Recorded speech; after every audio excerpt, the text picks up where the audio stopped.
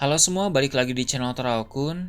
Sebelum pembahasannya dimulai, silahkan klik tombol subscribe dan aktifkan lonceng notifikasinya supaya kalian gak ketinggalan info dan teori terbaru seputar One Piece. Buat kalian yang mau informasi tambahan soal SBS atau databook, kalian bisa follow Instagram Toraokun. Di sana admin akan memposting soal SBS, databook, dan berbagai teori singkat. Sekarang lanjut ke pembahasan. Bocoran One Piece Chapter 1156 telah muncul di berbagai forum. Dalam video kali ini, channel Toraokun akan menjelaskan berbagai hal menarik pada chapter kali ini. Chapter kali ini berjudul Idola. Cerita dimulai dengan memperlihatkan masa lalu di mana menyoroti kelompok bajak laut Kuja. Ini adalah era awal yang dipimpin oleh Gloriosa. Pada masa ini, kita mengenal Gloriosa sebagai Nyonba di Pulau Amazon Lily. Tapi pada masa lalu, dia adalah seorang wanita cantik dan juga tangguh yang memimpin bajak laut Kuja. Sementara Gloriosa menjadi kapten dalam kelompok tersebut, Sakuyaku atau yang sekarang kita kenal sebagai Shaki merupakan orang nomor 2 di sana. Bajak laut Kuja pada masa lalu itu merupakan idola bagi banyak orang di seluruh dunia, khususnya bagi para lelaki yang terpana akan kecantikan mereka. Gloriosa sebagai kapten tentu sangat menawan, tapi di mata banyak orang, Shaki masih lebih cantik dan lebih menarik darinya. Jadi walau saat itu Shaki masih menjadi orang nomor 2 dalam bajak laut Kuja, tapi soal daya tarik, dia adalah yang nomor 1. Sampai saat ini pun kita bisa melihat perbedaan fisik yang sangat berbeda antara Gloriosa dengan Shaki. Shaki masih terlihat seperti wanita muda daripada Gloriosa yang tampak sudah seperti nenek-nenek. Padahal mereka berdua adalah wanita yang seumuran. Genetik Shaki memang sangat bagus sehingga dia selalu terlihat awet muda meskipun sudah di masa tua. Pada suatu hari di masa lalu, terjadi pertempuran antara kelompok bajak laut Kuja melawan kelompok bajak laut Roger. Ini adalah bentrokan yang sangat menarik antara dua bajak laut populer dari era lama. Namun di sini, Roger dan kawan-kawan terpesona oleh kecantikan Shaki, sehingga mereka pun tidak bisa bertarung dengan seluruh kemampuan yang mereka miliki. Daya tarik yang Shaki pancarkan membuat orang-orang itu tak mampu mengeluarkan 100% kekuatan yang mereka miliki. Di sini juga terungkap hal yang sangat menarik, bahwa ternyata Gloriosa jatuh cinta kepada Roger, sehingga dia terkena penyakit seperti Hancock saat jatuh cinta kepada Luffy. Namun Roger rupanya malah terpesona kepada Shaki, bukan kepada Gloriosa. Dan lucunya lagi, Shaki secara pribadi lebih tertarik kepada Rayleigh, bukan kepada Roger. Jadi bisa disimpulkan, Gloriosa suka kepada Roger, Roger suka kepada Shaki, sedangkan Shaki suka kepada Rayleigh, dan Rayleigh juga memang suka kepada Shaki. Tak heran pada masa pensiun sekarang ini, Shaki dan Rayleigh menjalin hubungan di mana mereka berdua tinggal di Pulau Sabaudi. Sepertinya pertempuran inilah yang menjadi awal mula dari pertemuan dan ketertarikan di antara mereka berdua. Ketika bentrok masih berlangsung, tiba-tiba pasukan angkatan laut yang dipimpin oleh Garp muncul di tempat itu. Bajak laut Kuja pun segera melarikan diri dari sana, sedangkan bajak laut Roger bertempur melawan angkatan laut. Tadi Roger dan para krunya tidak bisa bertarung serius karena terpesona oleh kecantikan Shaki. Namun sekarang situasinya sangat berbeda, karena yang mereka hadapi adalah angkatan laut. Semuanya langsung kembali ke mode serius untuk bertempur habis-habisan di sana. Roger dan Garp terlibat bentrokan brutal dengan haki yang sangat kuat dari kedua belah pihak. Roger memakai suatu teknik tebasan dengan pedangnya, sedangkan Garp menggunakan pukulan kuat dari salah satu teknik tinju yang dia kuasai. Bila kita ingat kembali, walau sudah berkali-kali diceritakan bahwa Garp dan Roger sering bertarung pada masa lalu, tapi belum pernah diperlihatkan secara langsung adegan bentrokan mereka berdua. Nah, baru dalam chapter inilah Oda menampilkan seperti apa duel dari dua sosok legendaris itu. Meskipun adegan ini hanya sekilas, tapi setidaknya kita bisa mengetahui dengan sangat jelas semengerikan apa skala pertarungan dari kedua orang ini. Tentu hal tersebut tidak mengherankan karena keduanya sama-sama memiliki kekuatan besar. Masih dalam cerita kilas balik, sekarang cerita beralih menyoroti Pulau Elbaf. Di sana ada Loki yang masih kecil. Sejak baru lahir, kehidupan Loki hampir tidak pernah baik-baik saja. Dia mendapat banyak sekali penolakan, kebencian, dan juga perlakuan buruk dari orang-orang di sekitarnya. Loki benar-benar merasakan kesepian akan berbagai hal yang terjadi. Dia merasa putus asa dan tidak tahu harus melakukan apa lagi. Namun semua itu berubah dengan kedatangan dari Rox di Sebek 48 tahun yang lalu. Loki mendengar rencana dan impian dari Sebek saat Sebek berbicara dengan Raja Harald, yang mana saat itu Loki menjadi sangat kagum akan sosok tersebut. Loki pun menemukan lagi semangat hidupnya karena Sebek. Kini dia berencana untuk bergabung ke dalam bajak laut Rox jika suatu saat nanti Sebek datang kembali ke Elbaf. Harapan ini membuat Loki gembira, tapi tentu kita sudah tahu bagaimana ujungnya nanti. Ketika pada kemudian hari Sebek datang lagi ke Pulau Elbaf, Loki akan ditolak, bahkan dihajar saat dia meminta bergabung. Jadi, Loki hanya bisa mengidolakan Sebek dari jarak jauh, tapi dia tidak bisa ikut berlayar bersamanya. Cerita Loki ini sedikit banyak mirip dengan Luffy. Luffy juga sangat mengidolakan Shanks dan dulu dia ingin ikut bersama dengan bajak laut Akagami, tapi ditolak oleh Shanks karena Luffy masih kecil. Namun bedanya, Shanks menolak Luffy dengan cara baik-baik. Bahkan Shanks menitipkan topi jeraminya kepada Luffy untuk memotivasinya menjadi bajak laut hebat. Dan nanti Luffy bisa mengembalikan topi jerami itu kepada Shanks jika Luffy sudah menjadi bajak laut hebat.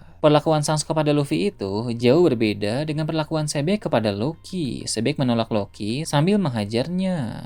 Namun, dua penolakan yang berbeda itu tetap menghasilkan keputusan yang sama. Luffy pada akhirnya memutuskan untuk berlayar sendiri dan membentuk kelompok bajak lautnya seperti sekarang ini. Sama halnya dengan Loki juga yang kemudian berlayar dengan kelompoknya sendiri. Hal itu terjadi saat Loki sudah beranjak remaja. Tapi petualangan Loki itu harus dihentikan oleh Shanks dalam pertarungan 6 tahun yang lalu. Alasan Shanks menghentikan Loki memang adalah karena Loki membuat kekacauan di mana-mana. Jadi tentu Shanks harus menghentikannya pada saat itu juga. Jika saja saat itu Loki tidak mengacau di mana-mana, dia mungkin masih berlayar hingga saat ini dan tidak akan dirantai di bawah pohon Adam. Namun bagaimanapun juga, Loki memang sangat mengidolakan Sebek. Jadi tentu langkah-langkah yang dia ambil akan sama seperti Sebek yang gemar membuat kekacauan di mana-mana.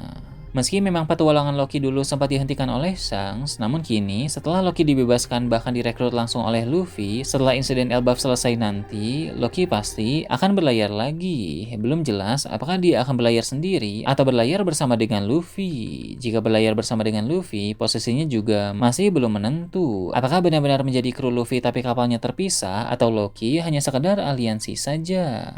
Kembali ke cerita kilas balik, kondisi Pulau Hachinosu puluhan tahun yang lalu juga disorot. Di sana bajak laut Rocks sudah semakin berkembang. Bajak laut Rocks memang terbentuk di Pulau Hachinosu, jadi wajar jika mereka menjadikan pulau itu sebagai markas besar. Sebelumnya, kita tahu bahwa Rocks di Sebek hanya memiliki 6 orang kru saja, yang terdiri dari Edward Newgate alias Shirohige, kemudian Golden Lion Shiki, lalu Miss Buckingham Stussy, ada juga Don Marlon sang gangster dari West Blue, Wang Zi si pemimpin sekte bajak laut, dan juga Ganzui sang penyelundup. Namun kini, Sebek sudah memiliki beberapa kru kuat yang baru, seperti Charlotte Linlin alias Big Mom, kemudian Kaido, Silver X, dan juga Kapten John. Kelompok bajak laut Rocks pun telah menjadi semakin kuat dan juga berbahaya. Eksistensi dari kelompok ini benar-benar masalah besar bagi para musuh, baik itu bagi pemerintah dunia maupun bagi sesama bajak laut.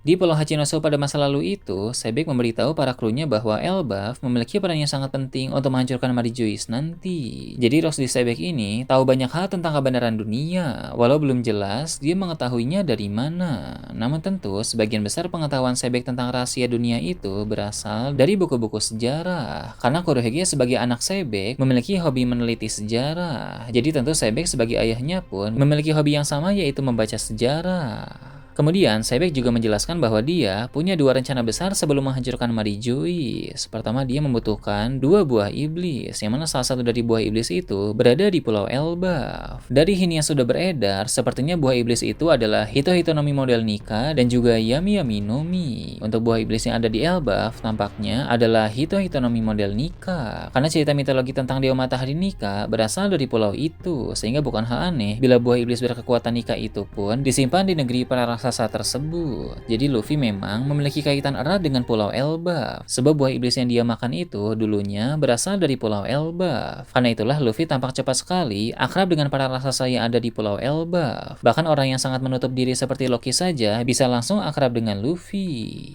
Jika buah iblis Hito-Hito Nomi model Nika terindikasi tersimpan di Elbaf, maka untuk Yami-Yami Nomi pada saat itu masih belum diketahui tersimpan di pulau mana. Meski begitu, tapi yang jelas bahwa kedua buah iblis ini memiliki memiliki keterkaitan satu sama lain. Karena itulah Sebek sangat menginginkan buah iblis itu. Ini sesuai dengan yang admin Terakun bahas sebelumnya, bahwa Yami Yami no Mi juga merupakan buah iblis dewa, sama seperti Hito Hitonomi model Nika.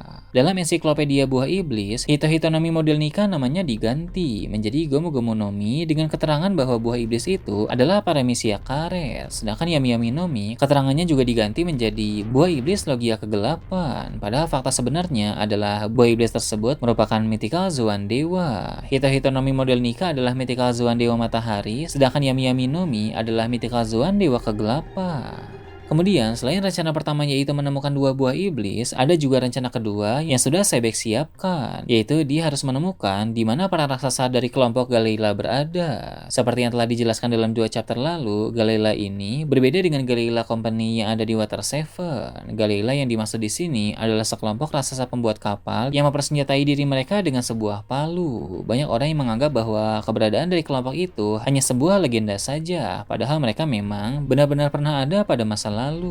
Namun mereka bermasalah dengan pihak pemerintah dunia, sehingga rumornya para anggota Galeila itu dibekukan di suatu tempat. Kemungkinan besar para anggota Galeila ini dibekukan di Pulau Panghazar, karena di sana banyak raksasa misterius yang tampak sudah dibekukan. Jadi terungkap bahwa para raksasa yang dulu ada di Panghazar dalam keadaan membeku rupanya adalah para raksasa dari kelompok Galeila. Dulu Sebek ingin mencari para raksasa itu, walau belum diketahui secara spesifik untuk apa. Tapi berhubung para raksasa itu merupakan pembuat kapal, tentulah keperluan Sebek dengan mereka berkaitan dengan perkapalan. Mungkin Sebek memerlukan mereka untuk memperbaiki kapal Noah, atau Sebek malah ingin menciptakan Pluton baru, sebab ada kemungkinan pada masa lalu Pluton diciptakan oleh kalangan raksasa, karena bangsa raksasa berkaitan erat dengan kebenaran sejarah. Jadi di sini jelas bahwa dua rencana besar Sebek adalah pertama, mencari dua buah iblis kuat yaitu Hito Hitonomi model Nika dan juga Yami Yami no Mi. Kemudian rencana kedua adalah menciptakan kapal besar atau memperbaiki kapal Noah yang sudah rusak. Kemudian kapal besar itu akan dijadikan sebagai senjata kuno Pluton, sebab Pluton memang dikonfirmasi sebagai sebuah kapal perang yang sangat kuat, yang mana satu tembakannya saja dapat menghancurkan suatu pulau. Mungkin Sebek pada saat itu tidak tahu Pluton ada di mana, jadi dia memutuskan untuk membuatnya saja. Berhubung para raksasa Galeila yang dia cari itu mengetahui cetak biru Pluton, karena memang leluhur mereka lah yang di masa lalu menciptakan senjata kuno Pluton.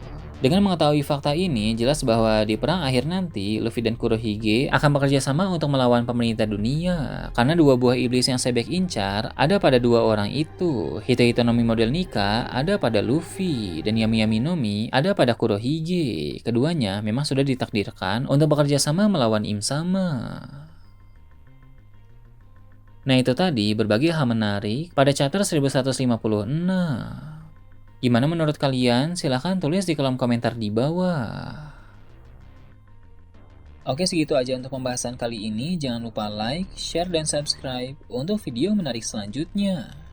Gue Torakun, Shambles.